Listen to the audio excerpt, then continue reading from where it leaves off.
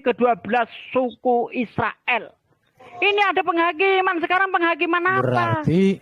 Berarti kamu itu dari tadi nggak connect. Nggak connect apanya orang? Bentar, saya kasih tahu ya. Bentar. Di dalam Alkitab itu ada 2 tahapan penghakiman. Penghakiman yang pertama, ketika orang benar mati, dia masuk Firdaus, menantikan kebangkitan. Ketika orang fasik, orang yang menolak Yesus mati, maka dia masuk ke Hades, tempat penyiksaan sementara, menantikan dia dihukum di neraka selama-lamanya. Ketika Yesus datang dalam kemuliaan, maka orang yang di Firdaus dihakimi dalam rangka menentukan mahkota mereka di sorga. Tetapi orang yang sudah masuk ke Hades itu untuk dihakimi masuk ke neraka selama-lamanya. Makanya ketika orang mati, orang benar ke Firdaus, yang gak benar itu ke Hades itu. Kemudian nanti dari Hades itu dimasukkan ke neraka, itu penghakiman terakhir.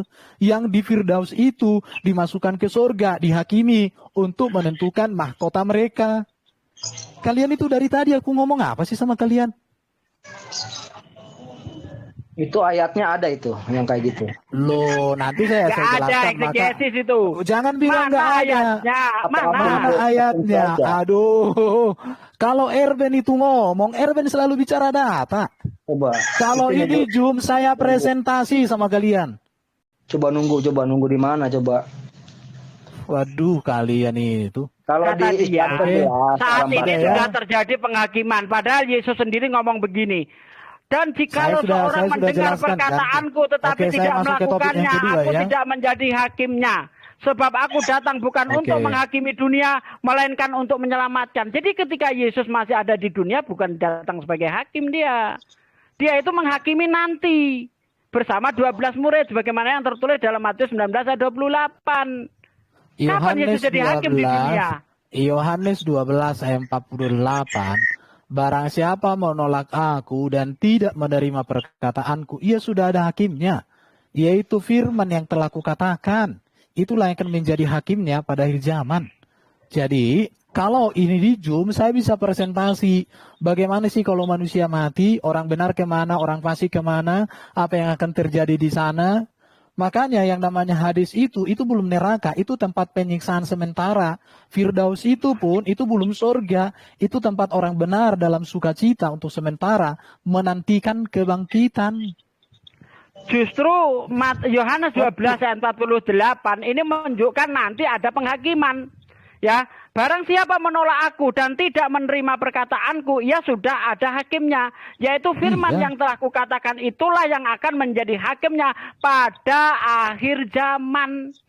Makanya artinya setelah kebangkitan, bukan pada waktu penghakiman, kebangkitan langsung surga. Mana ayatnya? Nggak ketemu. Jadi kamu di sini tidak bisa menunjukkan kalau di surga tidak ada kawin mengawin, melainkan kebangkitan yang Anda eksegesis. Udah gagal, Erben gagal. Sekarang gagal. Kedua. Pertama gagal, silakan. Kedua. Aduh, kalian kok udah dari Berarti jadi yang menghakimi bukan Yesus dong. Yang menghakimi itu Bapa menghakimi melalui Yesus, karena otoritas penghakiman itu diberikan oleh Bapa di surga kepada Yesus. Tadi katanya firman-Nya Yesus tadi yang menghakimi. Biar panjang-panjang, intinya gagal ya. Seperti dalam Islam. Yang kedua, itu ya. Jadi sama. Kalau jadi yang kedua, yang kedua, pertama gagal. Enggak gagal. Kamu nggak bisa menunjukkan ayat yang secara Anda tidak bisa menunjukkan ayat secara letterlik. Ya, tadi saya minta tunjukkan ayat yang mengatakan di surga tidak ada kawin mengawin. Anda nggak bisa menunjukkan melainkan eksegesis. Saya bisa presentasikan bagaimana akhir hidup manusia, apa yang namanya Abisos, jurang maut, apa yang namanya Hades, Soul, apa yang namanya Firdaus, saya bisa jelas. Bukan aja ayat secara letterlek. Bahwa di surga tidak ada kain mengawin, nggak ada berarti ya udah gagal. Saya buka laptop saya, saya buka laptop saya, saya sudah buka datanya ini, ya, ini semua ada di sini. Jadi saya karena di Zoom ini semua ada, saya sudah buat materinya dengan bagus. Jadi kalau kalian bilang aku omong kosong, terserah kalian. Ini semua sudah ada data-datanya, tempat Firdaus, ya di sini semua ada. Iya, itu kan exegesis kamu, Ben. Iya, bukan berdasarkan ayat apa. letterlik. Terserah Coba tunjukkan yang letterlik, letterlik deh. Terserah kamu mau. Ya, aku justru gini. Kau mau katakan aku eksegesi, kau mau katakan aku bodoh, kau katakan aku apapun terserah kau. Yang jelas saya sudah menyampaikan. Kalau di Islam kan jelas, ada hari penghakiman, ada hari yaumul hisab, ada surga. Jadi ada yaumil masar. Nah ini poin yang kedua, susahnya ya. Kristen nggak ngerti, nggak bisa membedakan antara penghakiman, kebangkitan dan surga, nggak bisa membedakan dia. Lanjut, yang kedua apa?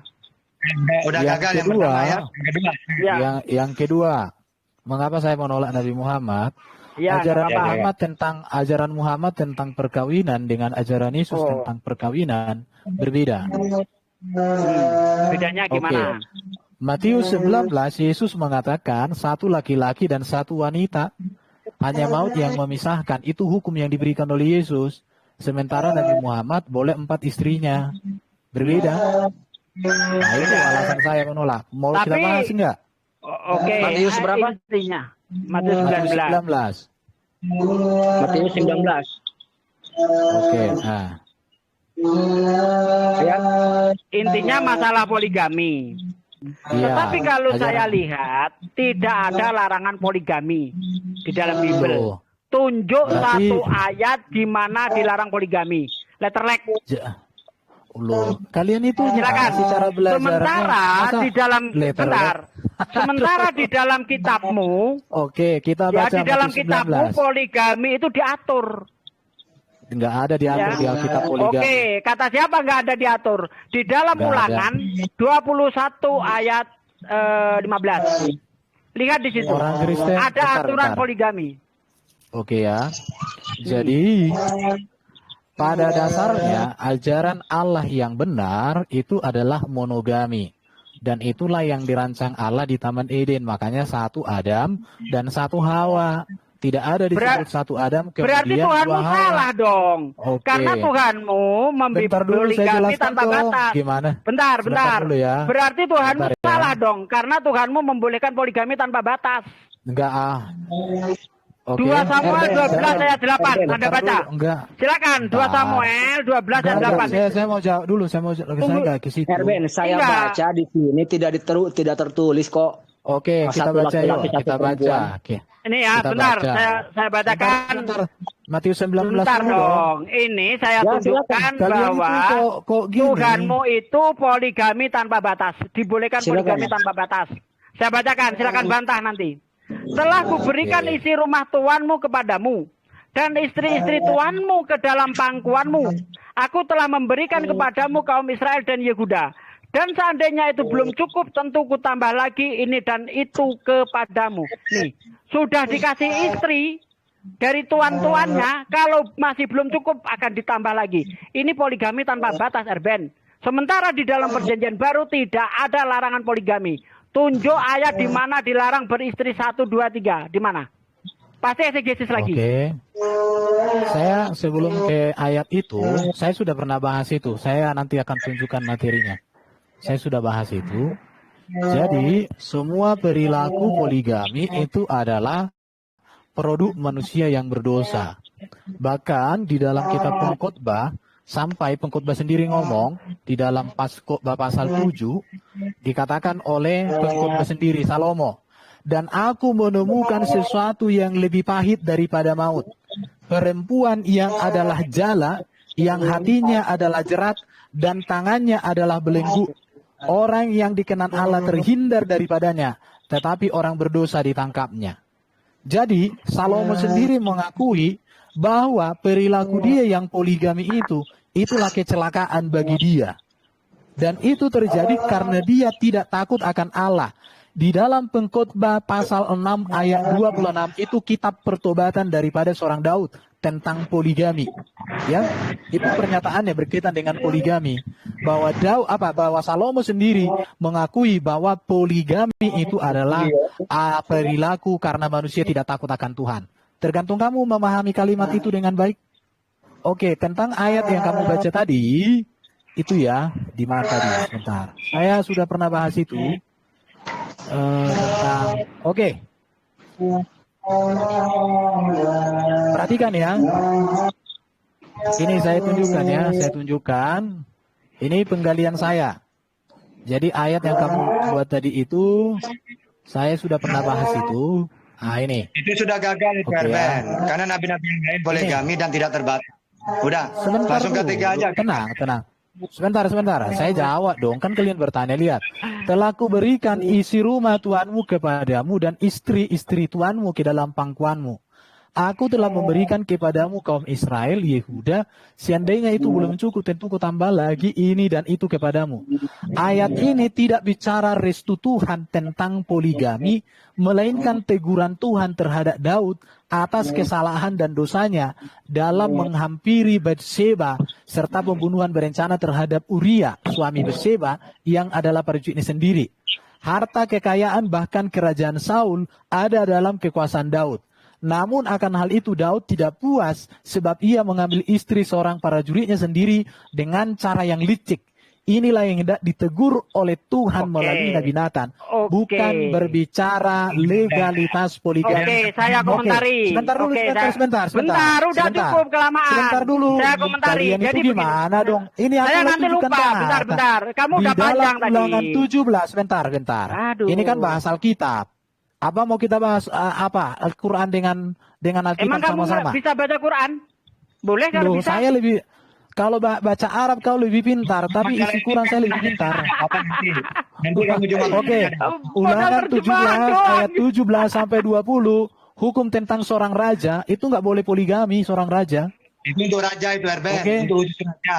Ini. Udah. Saya komentari udah kelamaan, Erben. Kelamaan. Jadi di 2 Samuel 12 ayat 8, ini justru Tuhan sudah membolehkan poligami dengan istri yang banyak, dikasih istri-istri tuannya. Kok itu semua belum cukup?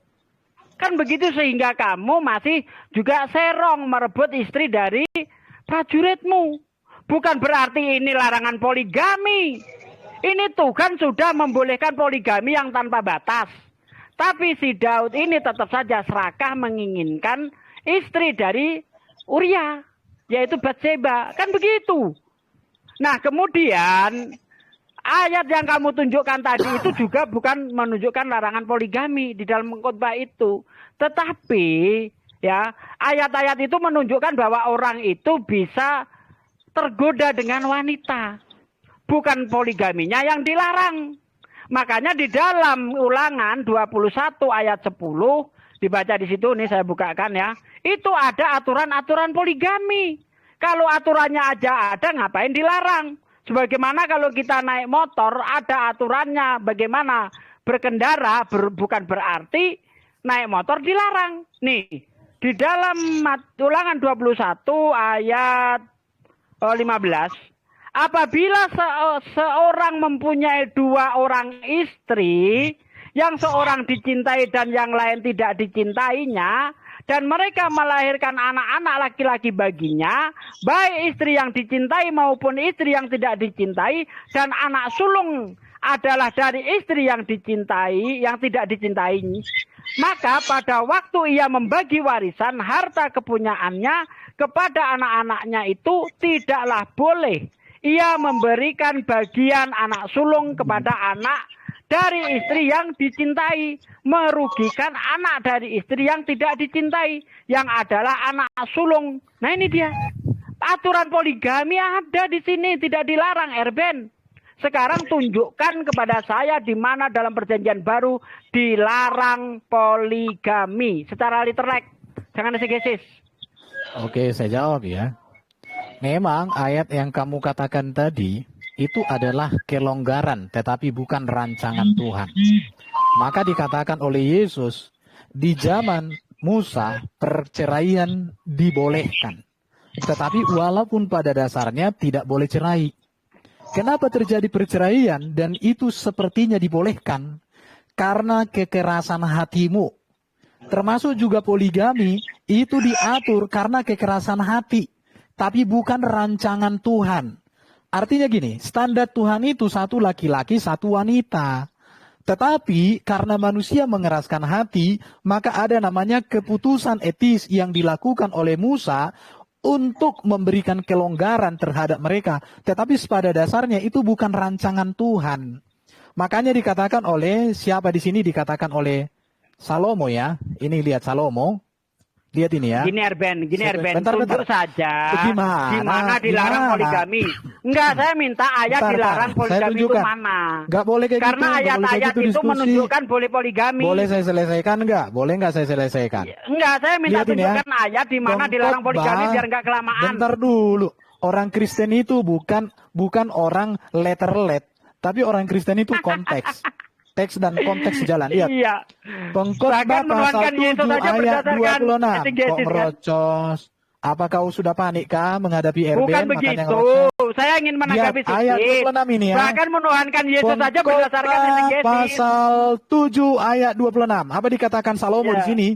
Dan aku menemukan sesuatu yang lebih pahit daripada maut. Mengapa Salomo mengatakan lebih pahit daripada maut? Apa itu? Perempuan yang adalah jala, yang hatinya adalah jerat, dan tangannya adalah belenggu. Kenapa Salomo mengatakan demikian? Kitab Pengkhotbah itu kitab pertobatan daripada Salomo, bro. Artinya Salomo menyadari bahwa perilaku poligami itu bukan kehendak Tuhan. Oke, ini oke. Sekarang ayat di mana larangan poligami, Erben. Gitu aja kok repot. Ini Matius 19. Silakan teman-teman muslim baca Matius 19. Matius 19 itu tentang larangan cerai, bukan larangan poligami. Lekar. Matius 19 ya. Jawab Yesus, tidakkah kamu baca bahwa ia menciptakan manusia sejak semula, menjadikan mereka laki-laki dan perempuan, satu Adam, satu Hawa. Dan firman-Nya, sebab itu laki-laki akan meninggalkan ayahnya dan ibunya dan bersatu dengan istrinya sehingga keduanya, tidak dikatakan di sini ketiga, keempat, kelima menjadi satu, enggak, tapi sehingga keduanya menjadi satu. Demikianlah mereka bukan lagi dua melainkan satu. Karena itu apa yang disatukan Allah tidak boleh diceraikan manusia. Jadi jelas perceraian tidak dibolehkan. Bukan larangan poligami. Dasarnya satu laki-laki, satu wanita. Tapi orang yang cinta poligami pasti benci dengan ayat ini. Larangan poligami itu mana? Selamat datang di poligami. Nanti kalian lah poligami itu. Larangan poligami mana? Sementara Tuhan sendiri membolehkan poligami tanpa batas. Iya kan? Udah usah bentar. Sudah. Gagal lagi yang nomor 2. Gagal. Gagal. Tidak ada yang larangan poligami. Oke, nggak apa-apa gagal. Nggak apa-apa gagal. Oke, nggak apa-apa gagal bagi kalian. Tapi udah pasti buka tahu kok. Yang ketiga. Kami gagalkan pakai kitabmu sendiri nih. Iya, nggak apa-apa. Kalian kan yang agak gagal kan? Saya menganggap kalian yang gagal. Nggak apa-apa. Saya kan nggak membutuhkan legitimasi dari kalian. Ya, kami lebih paham. Saya kan hanya memberitakan. Oke ya. Jadi itu. Karena kami lebih paham Bible. Ayo silakan. Oke. Yang berikut, kenapa saya menolak Nabi Muhammad? Yang pertama tadi tentang surganya ya. Yang kedua itu tentang perkawinan yang berbeda ya. Oke. Yang ketiga, seluruh ajaran Nabi Muhammad bertentangan dengan ajaran Yesus. Contoh ya. Kita mulai dari mana? Terserah, milih. Silakan milih. Nanti kami patahkan pakai Bible nanti, tenang aja. Yesus memanggil Allah sebagai Bapa. Muhammad tidak pernah memanggil Allah sebagai Bapa. Oh, masalah itu. Gampang. Iyalah. Silakan Tat, kalau mau dikomentari. Iya, kalau itu memang karena mereka orang Israel itu sudah menjadi adat ya, bahwa mereka ini disebut anak, maka mereka menyebut Tuhan itu Bapa. Anak itu apa? Orang yang membawa kedamaian disebut anak Allah. Israel disebut anak Allah. Bahkan Salomo disebut anak Allah. 2 Samuel itu. Sehingga masalah itu tidak masalah manggil Bapa tentang Tuhan di zaman itu. Begitu juga anak. Apa anak itu? Kalau sekarang hamba. Itu orang yang dekat kepada Allah disebut anak. Itu tidak masalah kalau itu. Silakan. Oke.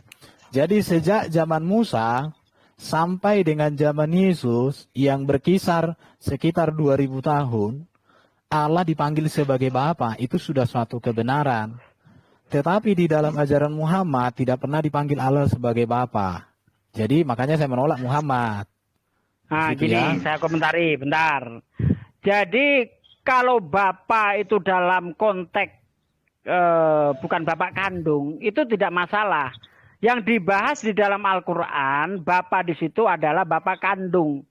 Kalau kita lihat di dalam Yohanes 3 ayat 16 versi King James, itu Yesus disebut sebagai anak kandung di situ, begotten.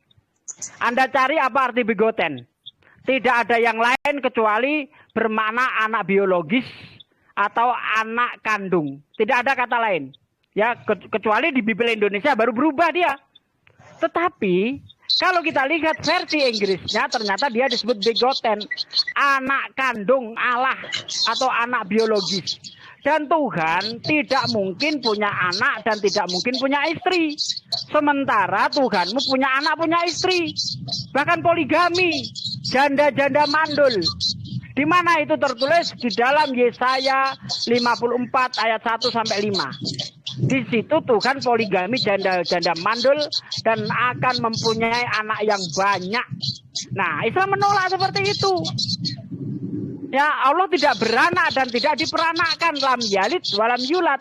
Tetapi kalau dalam konteks anak, panggilan bapak sebagai kedekatan, bukan sebagai bapak kandung, itu sebenarnya nggak masalah.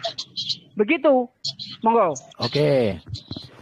Jadi kalau dikatakan pun Yesus itu memang kandung dari Allah karena firman itu memang keluar dari Allah. Tetapi tidak diartikan bahwa Yesus itu Allah itu kawin dengan Maria, bukan. Karena memang Maria perawan. Dan perawannya Maria menegaskan bahwa yang dikandung itu bukan hasil biologis. Tetapi firman Allah yang kekal dan maha itu di dalam rahim Maria. Karena dia firman Allah yang inkarnasi menjadi manusia, maka dia disebut juga kandung. Itu tepat. Justru itu menegaskan bahwa benih ilahilah yang ada di dalam rahim Maria. Dan itu ditegaskan bahwa Maria juga adalah perawan. Oke, jelas itu ya. Sejak kapan Sejak kapan anak kandung ini bukan berarti anak biologis? Ini Anda dapat istilah dari mana? Jadi gini ya. Jadi istilah itu menegaskan bahwa memang Yesus adalah firman itu sendiri yang keluar dari Allah. Sesuatu dari Allah maka layak disebut sebagai kandung. Tetapi bukan dalam makna biologis, tetapi berbicara tentang esensi hakikat keilahian Yesus itu. Memang adalah firman yang dari Allah. Itu udah jelas. Jelas sekali itu. Justru pernyataanmu itu menegaskan bahwa Maria memang benar-benar hamil karena firman Allah inkarnasi di dalam rahimnya dan karena roh Allah berkarya dalam hidupnya. Maka dikatakan seperti yang kamu katakan tadi. Itu menegaskan Bang Eben, bentar Bang Eben. Di sini kan ada Bang Erik, suaranya dubbing. Bang Eben, diam dulu. Ini Bang Erik minta tolong. Oke, thank you. Udah? Oke, silakan. Oke, sekarang saya masuk ke poin berikutnya. Baru 3 kok. Tunggu dulu, ini gagal juga ya, karena Israel dan Yesus menyebut Tuhannya Bapa. Kristen aneh lagi, malah menyebut Yesus Tuhan. Nah, beda berarti ya. Oh, oke, saya jawab. Masalahnya gini ya, teman-teman Muslim kan Tuhan itu namanya Allah di kalian, dan saya hargai itu. Kalau di Kristen Tuhan itu jabatan, gelar kepenguasaan. Jadi Tuhan Yesus artinya Yesus penguasa, karena bahasa Yunaninya Kyrios, bahasa Inggrisnya Lord. Cuma kalau kalian tidak mengerti etimologi kata Tuhan, bahwa Tuhan itu berasal dari kata Melayu Tuhan, artinya penguasa, ya kalau aku lagi jelasin jangan gitu dong. Kan kalian, aku ini ahli kitab, sedang memberikan kalian pelajaran gratis. Sama, saya juga ahli kitab. Iya, kau gak ahli kitab kau bro. Oke, udah ya. Jadi Tuhan itu artinya penguasa, bahasa Inggrisnya Lord ya, Tuhan. Yesus Tuhan di atas segala Tuhan, Raja di atas segala Raja. Hakim yang adil. Itulah kepenguasaan daripada Yesus itu ya. Jadi oke, saya pikir kalau itu udah ulang kali aku jelaskan itu sama si Juma ya. Si Juma aja yang gak cerdas-cerdas. Kamu gak bisa membuktikan itu. Erben di sini itu telah memanipulasi makna yang sebenarnya. anak kandung tidak diartikan anak biologis ini entah dapat dari mana gitu loh ya. Memang iman Kristen itu seperti itu, selalu memeleset-melesetkan. Kalau Anda lihat di dalam KBBI, anak kandung itu artinya anak yang lahir dari kandungan sendiri. Nah, kalau anak tiri itu bisa diartikan anak angkat dan sebagainya. Nah, menurut Kamus Besar Bahasa Indonesia, arti anak kandung adalah anak yang lahir dari kandungan sendiri. Arti lainnya dari anak kandung adalah anak sendiri, bukan anak tiri atau anak angkat. Oke. Nah, sekarang anak kandung Anda artikan lain. Pakai kamus mana ini? Erben?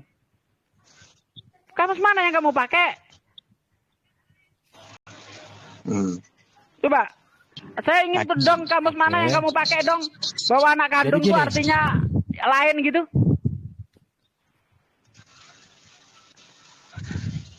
Jawab dong. Bro, ya. Kaidah apa yang kamu pakai itu tadi? Dijawab dulu itu. Jadi gini, sebentar, karena aku dipanggil istriku. Jadi gini ya, memahami sebuah kata harus dipahami dalam konteks di situ ya. Artinya mengapa memang disebutkan bahwa Yesus itu sebagai anak kandung Allah, karena memang dia firman-Nya sendiri keluar dari dalam dirinya, karena di situ. Jadi dia bukan keluar dari samping, dari tetangga bukan, tapi dari dalam dirinya. Maka Yesus mengatakan, aku datang dan keluar dari Bapa. Jadi di dalam Mazmur dikatakan begini ya, sebelum dunia diperanakkan dikatakan ada di dalam Mazmur itu. Saya baca dulu ya. Tunggu Bang Erben. Tadi konteksnya seperti sekarang ini bagaimana sih konteksnya? Imani saja berarti konteksnya gitu. Dari tadi abang nggak bawa data loh Bang. Iya, saya minta data bahwa anak kandung itu bisa diartikan lain gitu. Terdapat di mana gitu loh. Kalau imani saja udah payah Bang. Pakai data Bang. Tadi Ustaz Sugi menanyakan di mana peraturan-peraturan tentang dilarang pernikahan dengan poligami tidak ada abang tampilkan. Sementara masalah perceraian itu di Matius 5:31 sudah dijelaskan. Matius 5:31 boleh menceraikan istri kamu asalkan pakai surat cerai. Itu ada Bang isinya Bang. Matius 5:31. Oke, ini saya masuk ke sini dulu ya. Terus satu lagi Bang, ini mengenai penyebutan Tuhan. Bentar. Apa Ustaz Sugi sudah menyerah? Satu lagi Bang. Apa Ustaz Sugi sudah menyerah? Apa Ustaz Sugi sudah menyerah? Apanya? Orang kamu aja nyerah kalau data. Lihat ya. Ya. Ini. Oke, lihat ini ya. Mazmur 90 ayat 2. Sebelum gunung-gunung dilahirkan dan bumi dan dunia diperanakkan, bahkan dari selama-lamanya sampai selama-lamanya engkaulah Allah. Ini bahasa puisi bahwa Allah menciptakan langit dan bumi tetapi digambarkan seperti dilahirkan dan diperanakkan. Yesus itu firman-Nya sendiri yang keluar dari dirinya, maka disebut dia diperanakkan. Berarti jadi diciptakan. Kalau Anda mengacu pada Mazmur itu, Mazmur 91, itu artinya diciptakan di situ. Allah melahirkan gunung-gunung itu. Iya. Kalian itu iya. Oke. Coba Mazmur 91 itu. Ayat 2 itu. Allah melahirkan gunung-gunung. Bukan berarti Tuhan punya anak gunung. Artinya diciptakan. Sekarang, kalau itu yang kamu pakai, berarti Yesus diciptakan. Oke, sekarang saya masuk kepada arti kata Tuhan dengan Tuhan. Ini saya tunjukkan ada. Secara etimologi kata Tuhan itu hubungan dengan kata Tuhan Melayu. Dan itu ada di dalam kamus. Erik, kamu itu diam dong. Ngapain ke Tuhan ya? Mama. Kok lari ke Tuhan sih? Kita nggak bahas Tuhan ini. Oke, udah ngapain ya. lari ke Tuhan? Oke, yang sudah. bahas Tuhan Saya siapa? Oke ya. Enggak, yang bahas Tuhan siapa? Ngapain lari ke situ? Enggak apa-apa kalian memang kan enggak harus percaya, enggak harus. Yesus kapan menyebutkan Eli kepada Tuhannya Bang? Pada waktu dia masih hidup. Oke, satu orang dulu kali ya. Satu orang. Siapa? Oke, ya. Sugi sudah selesai dengan Sugi. Yesus menyebutkan atau memanggil kata Eli kepada Tuhannya di Perjanjian Baru. Kapan? Oke. Waktu dia masih memanggil hidup. Oke, kenapa Yesus tiba-tiba di kayu salib dia menyebutkan Eli? Eli itu artinya apa? Kau tahu nggak? Tuhan. Mana makanya Eli itu Allahku. Ya. Makanya Erik, kalau kamu membaca pakai mata atau pakai hidung? Iya, sekarang sebutkan di mana Yesus menyebutkan kata Eli di perjanjian baru. Bentar. Ya, kau itu membaca pakai mata atau pakai hidung? Selain aku tanya sama kau. Ya, sebutkan aja. Enggak. Aku tanya sama kau membaca pakai mata atau pakai hidung? Sudah gagal semua ya, tinggal jangan bilang gagal. Erben nggak pernah gagal. Gagal bro. Oke, kita lihat ya, Eli apa artinya ya? Itu terjemahan ngawur, Erben, terjemahan ngawur. Itu kan dari kata Eloh, ya. Itu seharusnya yang sepadan dengan bahasa Arab itu ilahi. Itu loh, itu bukan dari kata. Waduh. Itu salah terjemahan, Erben. Kalian panik kalian ini. Panik gimana? Coba. Sudah panik lah. Itu dari kata L. Ya dari kata L. Gimana sih? Yang disalib itu bukan Yesus, karena Yesus selalu mengatakan Bapa Allah Bapa segala macam. Oke, saya izin pamit ya. Jadi gini. Itu, saya izin pamit. Ngawur itu terjemahan itu. Kalau diterjemahkan ke Allahku, itu ngawur, Erben. Oke. Itu dari kata Eloi. Bentar dulu. Kalau memang kalian berdua ngerocos terus, saya nggak dikasih kesempatan untuk bicara, saya turun ya. Jangan menginjak ketiga, keempat udah ayo. Gagal semua 1, 2, 3 sekarang. Yang keempat, ajaran Muhammad membolehkan perceraian, ajaran Yesus tidak membolehkan perceraian. Ya, cuma itu. Oke, betul kan? Ya, di ajaran Yesus boleh cerai kalau zina. Makanya kalau mau cerai zina dulu. Biar bisa cerai. Bukan begitu. Jadi gini, bukan begitu kata gimana? Zina. Supaya bisa cerai gimana caranya? Kata zina di situ itu kata. Supaya bisa cerai bagaimana caranya? Kalau tidak zina. Saya bisa jelaskan atau gimana? Ya, silakan. Oke, kasih timer dong. Bertanya 2 jam, menjawab 5 bertanya 2 menit, menjawab 5 menit. Oke, biar enak dipotong-potong. Enggak perlu. Lama-lama karena kami lebih paham. Coba silakan. Loh, dari mana kalian lebih paham? Oke, Matius 19 jelas dikatakan tidak boleh bercerai. Memang perceraian ada terjadi karena kekerasan hati. Bahkan itu dikatakan karena zina. Zina di situ kata sifat atau itu sudah menjadi karakter, perilaku hidup. Jadi kalau seseorang sudah hidup dalam perzinahan, ya boleh diceraikan tapi tidak boleh kawin lagi. Itu masalahnya. Artinya bercerai itu untuk gini, contoh, suaminya itu tukang main perempuan, ibaratnya gitu ya, hidup berzina. Supaya dia nanti nggak menularkan teladan yang buruk, penyakit AIDS kepada istrinya, ya bercerai, tapi nggak boleh kawin. Nggak boleh menikah lagi dengan orang lain. Sampai mati. Itu di situ ayat itu. Nah, kalau menurut Ustadz Abdul Somad, kalau pengen yang baru, ceraikan yang satu. Pengen lagi yang baru, ceraikan yang satu. Bisa, kata Abdul Somad. Betul kan? Sudah cuma itu. Nah, jadi kalau gini Ben, kita diam ya. Oke. Lanjut, mau lanjut ke poin kelima? Ya enggak, tunggu dulu. Ya udah. Karena dalam Islam itu memang kalau perjanjian baru ada larangan cerai kecuali berzina. Kalau Islam enggak. Karena hubungan suami istri itu kadang-kadang tidak ada kecocokan. Akhirnya suaminya menyiksa ya KDRT.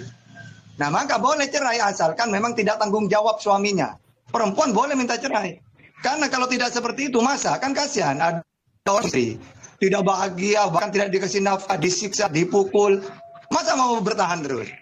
Nah, kenapa ajaran perjanjian lama, perjanjian baru ada aturan seperti ini? Tidak masalah. Karena aturan itu untuk Israel, domba-domba itu peraturan Israel saja. Firman ajaran yang Yesus terima dari Tuhannya untuk Israel saja. Islam untuk seluruh dunia. Sehingga kalau aturan seperti itu sama, tidak masalah. Karena memang kalau Islam itu demi keadilan. Masa para wanita mau dibiarin, tidak bahagia, disiksa, atau tidak dikasih nafkah? Boleh cerai. Nah kalau di ajaran kamu tidak boleh, ya silakan, tidak masalah. Ya, tapi ingat, kamu mengutip ayat perjanjian baru itu untuk Israel saja, tidak masalah itu, silakan. Ya ini aneh. Boleh cerai karena zina. Maka itu akan menimbulkan apa ya? Orang-orang yang misalnya sudah tersiksa, istri-istri yang sudah tersiksa di dalam keluarganya, nggak ada jalan kecuali zina. Ya maka mereka akan melakukan zina Yang penting bisa cerai supaya tidak disiksa terus oleh suaminya, kan begitu jadinya. Lanjut. Oke, sekarang saya luruskan ya. Jadi kata zina di situ itu kata sifat. Seseorang yang hidup dalam perzinahan memang dibolehkan untuk cerai, tapi tidak boleh kawin lagi. Itu saja, ya. Ya makanya ajaran Beda. kayak gitu. Gimana sih kalian nih? Kalian ini gimana? Tadi kalian berdua ngomong lo, aku dengerin baik-baik. Giliran aku ngomong kalian ngerocos, gimana sih? Ya langsung 5 udah. Intinya kalau gitu. Ini kita baca ayatnya, bentar. Kita baca ayatnya. Tadi Erben itu baca nggak lengkap. Kata mereka kepadanya, jika demikian apakah sebabnya Musa, ayat 9 ya. Tetapi aku berkata kepadamu, barang siapa menceraikan istrinya, kecuali karena zina, lalu kawin dengan perempuan lain, ia berbuat zina. Nah ini boleh bercerai kalau zina, berarti nggak ada solusi lain di dalam Kristen kecuali saya nggak dikasih kesempatan ngomong ke kalian itu kok ngerocos baru bisa cerai, tanpa perzinahan nggak bisa cerai, kan begitu. Oke ya, saya sudah jelaskan sama kalian. Aku lagi ngomong kalian terus ngerocos. Baca saja Matius 19 ayat 1 sampai 12. Kalian baca ulang-ulang, maka penjelasan saya itu sudah kalian bisa pahami. Oke, ke poin berikutnya. Saya akan sampaikan ya. Poin berikutnya, mengapa saya tidak mau menerima Nabi Anda sebagai Nabi bagiku. Yang pertama tadi apa teh? Yang kedua, ini yang keberapa ini sekarang? Tata. Ke-6. Ke-6. Saya melihat ajaran Muhammad dengan ajaran Yesus juga beda. Karena kalau Yesus orang percaya kepadanya langsung masuk Firdaus. Tapi kalau kalian harus mendatangi neraka dulu. Maryam 71. Gak ada dalilnya. Iya. Maryam 71. Tidak ada seorang pun di antara kamu yang tidak mendatanginya. 72 itu justru Maryam 72 itu menyelamatkan dari neraka. Nah, oke, saya jelaskan itu ya. Nah, oke, jelaskanlah. Baca dong, tunjukkan dong ayatnya, datanya. Supaya seru. Baca ayat sebelumnya itu menceritakan tentang semua manusia nanti akan melewati Siratal Mustaqim, jembatan. Yang mana jembatan itu di bawahnya neraka. Jadi semua manusia akan lewat di jembatan itu, Siratal Mustaqim. Dan yang selamat hanya 72 itu, orang yang bertakwa. Siapa takwa itu? Melaksanakan perintah Allah, menjauhi larangan. Karena semua para nabi ada perintah, ada larangan. Jadi orang itu yang selamat. Nah, Islam itu bertakwa, mentuhankan Allah. Yesus selamat karena dia mentuhankan Allah. Musa selamat juga karena mentuhankan Tuhan yang mengutus dirinya gitu. Nah, justru kalau orang mentuhankan Allah sesuai umatnya masing-masing, karena semua para nabi itu mengajarkan tauhid, memerintahkan mentuhankan Allah. Nah, ini yang selamat. Nah, terus pertanyaannya, Erben mentuhankan siapa? Oke. Bagi orang Kristen, Tuhan itu artinya penguasa. Allah juga bagi orang Kristen sebagai penguasa, pemilik kuasa. Yesus juga bagi orang Kristen sebagai penguasa, di mana penguasanya dari Allah Bapa. Kuasa apa? Kuasa untuk menyelamatkan, kuasa untuk membawa ke surga, kuasa untuk mengalahkan iblis, kuasa untuk membaharui kami. Itulah kepenguasaan Yesus. Karena bagi orang Kristen Tuhan itu artinya penguasa, tapi bukan itu tadi. Jadi kalau di dalam ajaran Yesus, orang yang meninggal langsung masuk Firdaus, menantikan nanti dibangkitkan masuk surga. Itu orang percaya. Kalau kalian mendatangi dulu ke neraka, kemudian diselamatkan dari neraka. Bahkan dulu saya pernah dialog dengan Kores mengatakan, nanti Nabi Muhammad masuk ke neraka juga untuk menolong orang Muslim, supaya orang Muslim keluar segera dari neraka katanya. Ada videonya sama saya. Jadi itu bedanya. Oke, saya mau sampaikan gini ya, bentar. Bagi orang Muslim itu neraka itu tempat untuk... Ya, bagi orang Muslim itu neraka itu tempat untuk mencuci, dikatakan. Tapi bagi orang Kristen itu neraka itu penghukuman selama-lamanya bagi orang yang menentang Allah Bapa di surga melalui Yesus Kristus. Jadi udah beda ya. Nerakanya beda ya. Neraka kalian itu tempat rekreasi penderitaan. Erben, tapi caranya masuk surga antara saya dengan Yesus sama. Hidup yang kekal mentuhankan Allah. Ya? Enggak beda. Tidak ada hidup yang kekal itu mentuhankan Yesus, gak ada loh ya. Itu ya bedanya. Ya. Makanya gitu. Kristen pasti masuk neraka karena tidak mentuhankan Tuhan yang dikenalkan oleh Yesus. Oke, kalau saya jawab ya. Allah. Berarti dari tadi saya menjelaskan. Oh, kalian itu. Dalam Islam masuk surga itu mentuhankan Allah. La ilaha illallah Muhammad Rasulullah. Kalau kata Yesus Yohanes 17:3 itu sama. Oke, Yohanes 17 ayat 3 jangan dilepaskan dari Yohanes 17 ayat 2. Yohanes 17 ayat 3, kalau dikutip hanya ayat 3, maka itu seperti iblis Aduh, gimana sih kalian? Kalian itu gimana? Aku lagi ngomong, kalian ngerocos. Enggak bagus. Ayat 2. Sama seperti engkau telah memberikan kepada Yesus kuasa atas segala yang hidup, demikian pula Yesus akan memberikan hidup yang kekal kepada semua orang yang telah kau berikan kepadanya. Jadi wajib percaya kepada Allah bahwa Allah itu sudah memberikan hidup yang kekal kepada manusia melalui Yesus Kristus. Jadi tanpa melalui Yesus Kristus, manusia tidak memperoleh hidup yang kekal dari Allah. Jadi kalau mau masuk surga, syaratnya adalah percaya kepada Allah, di mana Allah sudah memberikan satu ketetapan bahwa untuk masuk surga wajib dan harus menerima Yesus sebagai utusan yang memberikan hidup yang kekal. Jadi kalau kalian neraka kalian. Oke. Kan mentuhankan Yesus, silakan. Di mana dalilnya mentuhankan Yesus? Saya sudah bilang tadi, Tuhan itu artinya penguasa. Yesus, dengar dulu, saya jawab. Waktu Yesus di dalam kandungan, dikatakan, hari ini telah lahir bagimu Kristus Tuhan di kota Daud, kata malaikat kepada para gembala itu. Kemudian juga Elisabet, ketika Elisabet berjumpa dengan Maria, siapakah aku ini? Sampai ibu Tuhanku datang untuk mengunjungi aku. Jadi Yesus itu sudah disebut sebagai Tuhan sejak dia di dalam kandungan, dia lahir, tetapi ketuhanan kepenguasaan Yesus itu sempurna setelah Yesus mulia naik ke surga. Di sana dia menyediakan surga. Jadi Tuhan itu artinya penguasa. Oke ya. Udah. Di Matius 17 itu, hidup yang kekal mengaku Yesus sebagai apa? Hidup 17 itu. Iya, kita baca aja Yohanes 17. Baca aja. Oke, mulai ayat ini saya tunjukkan ya supaya saya suka dengan data. Langsung kamu jawab di Yohanes 17. Aku mau baca. Yohanes 17 mengaku Yesus sebagai apa? Bentar dulu. Kita baca datanya, kita baca aja. Oke. Yohanes 17 ayat 2. Kita mulai ayat 2 ya. Bila penting ayat 1, bila penting. Ayat 2. Sama seperti engkau telah memberikan. Lihat ya. Ini ayat 1 ya. Demikianlah kata Yesus. Lalu ia menengadah ke langit dan berkata, Bapa, telah tiba saatnya permuliakanlah anakmu supaya anakmu mempermuliakan engkau. Kapan Yesus mempermuliakan Bapa? Ketika dia tak sempurna di atas kayu salib. Sama seperti engkau telah memberikan kepadanya kuasa atas segala yang hidup. Demikian pula ia akan memberikan hidup yang kekal kepada semua orang yang telah kau berikan kepadanya. Jadi Bapa di surga memberikan hidup yang kekal kepada manusia melalui Yesus Kristus.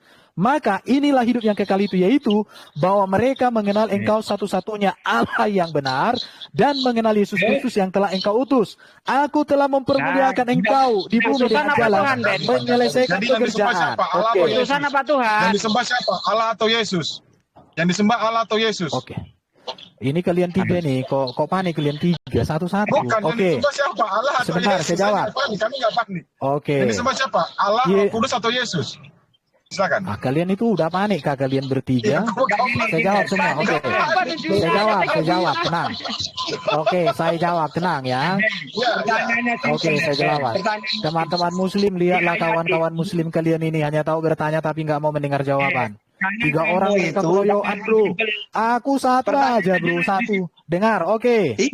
Pertanyaannya Sugi mengatakan tadi, Yesus itu Tuhan atau utusan? Jawabannya adalah, Yesus itu firman yang diutus menjadi manusia, yang diberikan oleh Allah kuasa kepadanya menjadi Tuhan. Karena Tuhan itu artinya penguasa.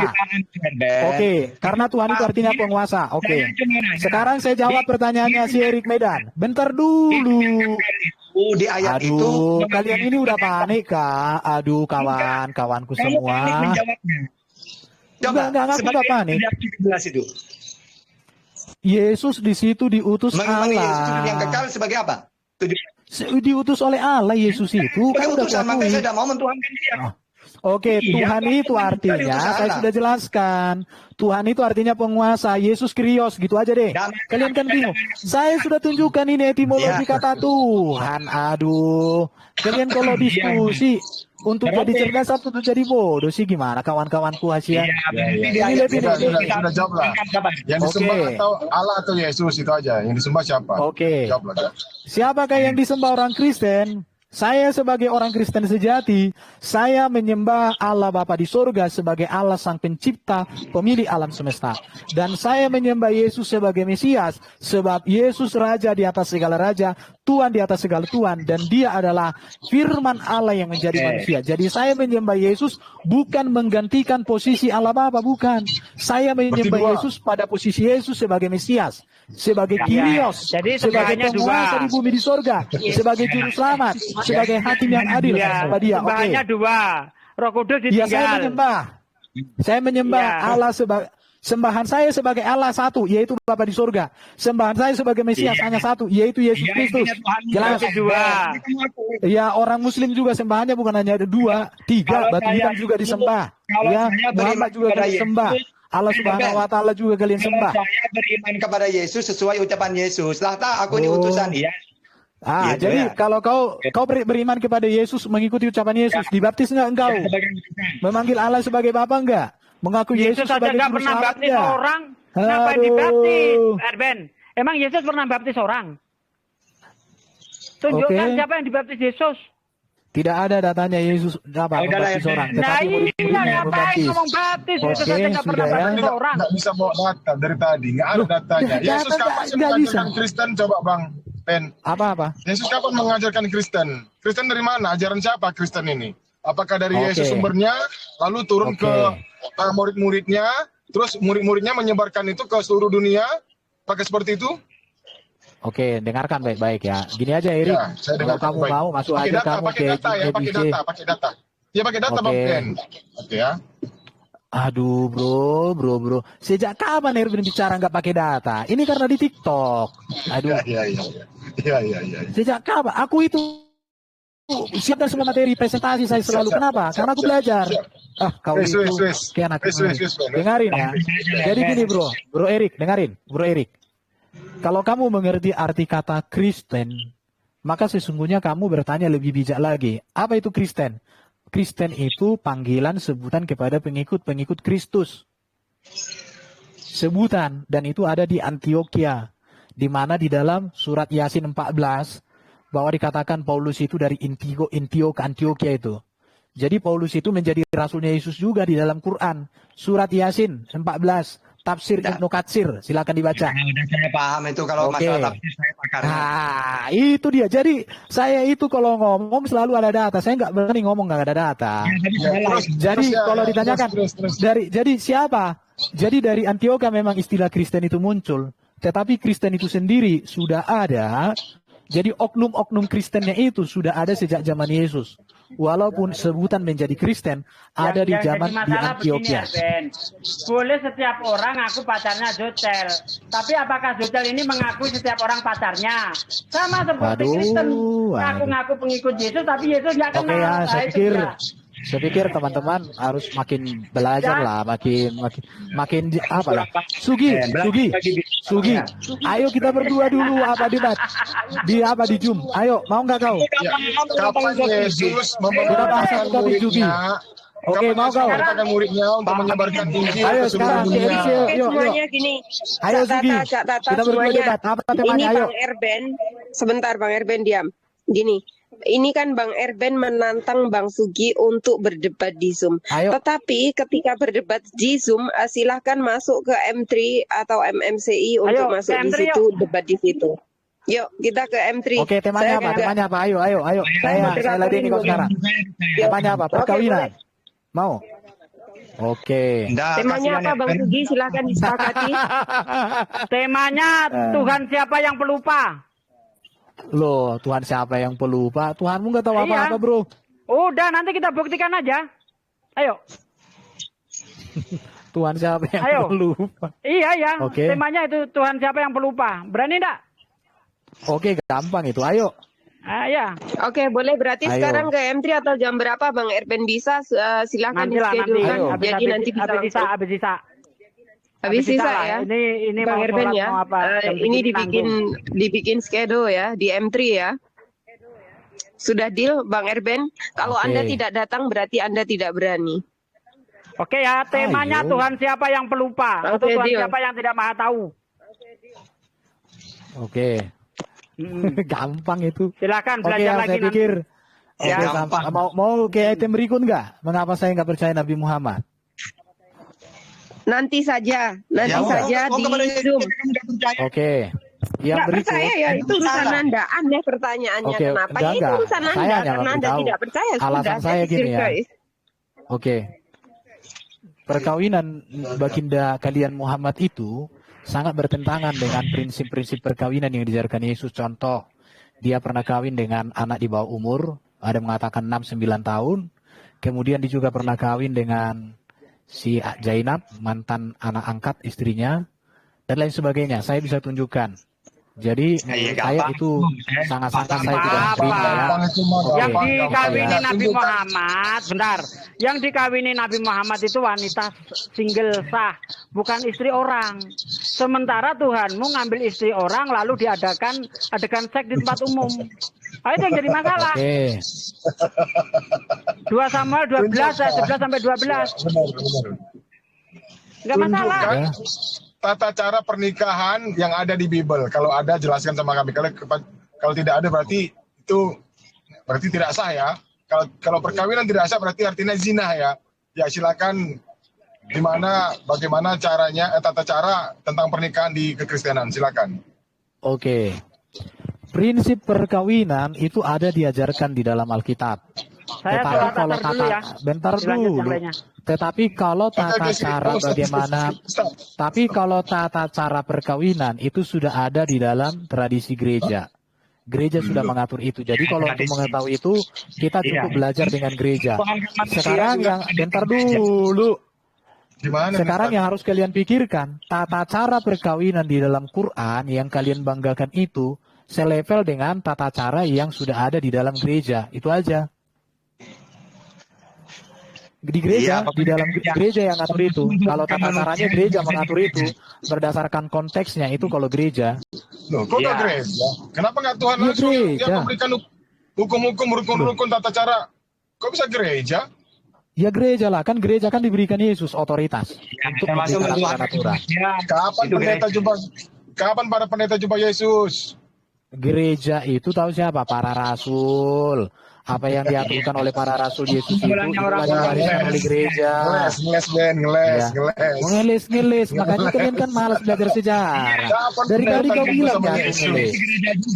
Iya, itu sudah tradisi gereja itu. Jadi bagaimana cara kawin, hukumnya, caranya gimana, khotbahnya gimana, dan lain sebagainya itu ada di dalam liturgi gereja. Tata cara gereja yang sudah diatur para rasul, diteruskan oleh gereja. Itu sudah ada. Kalau diatur itu di dalam Quranmu. Jadi gini. Alkitab itu nggak mengatur tata cara cebok, pakai batu. Nggak ada di Quran kayak gitu. Alkitab kayak gitu. Ada. Jadi kalau pernikahan LGBT sama lesbi boleh ya? Ada ya peratapannya ya? Di dalam Alkitab LGBT jelas katakan pemburi tidak masuk surga, bro. Itu ajaran setan itu, bro. Jadi kalian itu jangan. Siapa kalau bukan pendeta? Ya saya tanya sama kau nanti. Teroris yang membom gereja itu siapa yang menguburkan? Bukan Ustaz. Gak ada dalilnya dalam Al-Quran, dalam hadis gak ada. Bukan. Siapa yang menguburkan itu? Bukan Ustaz. Jadi gini, kalau diskusi produktif. Nah iya. Apa saya bilang nanti teroris itu Islam, nanti ku bilang kan kalian juga tersinggung. Gimana? Jadi jangan gitu. Islam itu harus punya dalil. Oke ya, saya pikir sudah cukup ya, makin nggak kondusif ya. Terima kasih Ustadz Sugio, terima kasih semuanya ya. Jadi ikutlah yang suci dan kudus, itulah Yesus Kristus. Jangan ikut yang penuh dosa dan penuh intrik. Oke, thank you, shalom semua. Mau dapat Bible nanya ke orang yang paham Bible. Ya, bapak dulu. Astagfirullahaladzim. Oke, berarti sudah deal catatan nanti setelah sholat Isya jam 8 diskedulkan sama Pak Erben di M3 ya untuk semuanya. Siapa yang ingin ikut gabung bisa masuk di M3 jam 8. Bang Zuma nanti juga. Nanti Bang Zuma juga ada sama Pak Jordan ya. Bang aku lupa Bang. Udah tadi malam konfirm. Tapi ingatkan lagi. Lupa terus Bang Zuma ini. Coba nanti aku SMS lagi. Ingatkan lagi. Bang Juma oke kok. Sudah oke, sudah clear ya? Oke, aku bikin schedule. Oke, jadi siapapun santuy atau siapapun yang ingin minta link nanti bisa melalui Josel Official di YouTube ya. YouTube Josel Official nanti akan dikasih link siapapun yang debat. Nanti ada debat di MMCI, juga ada debat di M3. Aduh, aku bingung Bang kalau gitu. Siapa yang ini ya? Berarti sudah clear di MMCI ya? Cak Tata lah gampang, Cak Tata kan. Aku ke MMCI lah gampang lah ya. Nggak tahu aku kalau papas itu ininya. Iya, linknya nanti ada di Josel Official semuanya untuk link Zoom. Karena kalau di sini tadi udah aku kirim, tapi kalau nggak bisa save link, kan nggak bisa. Ini linknya sudah aku kasih dari tadi itu linknya. Itu untuk link M3 ya, teman-teman. Zoom.